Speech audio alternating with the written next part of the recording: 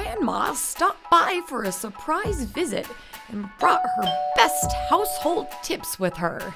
She has the perfect tips and tricks for every problem. Goodness gracious me, what's happened here? This looks like a job for Grandma.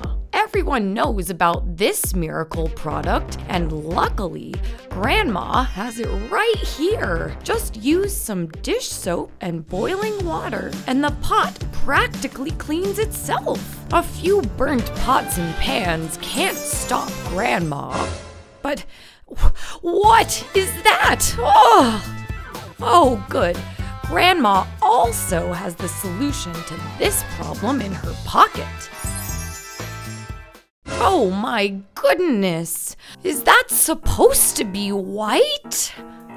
Grandma has the magic home remedy, baking powder. Yes! Good as new.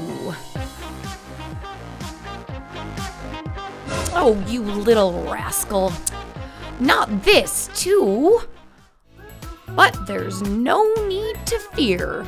Grandma has a quick fix in her pocket. We can easily solve this problem with a little slice of butter. Cookies and milk are the perfect pair, but oh my! Streaks all over the serving platter. But we're almost there, look.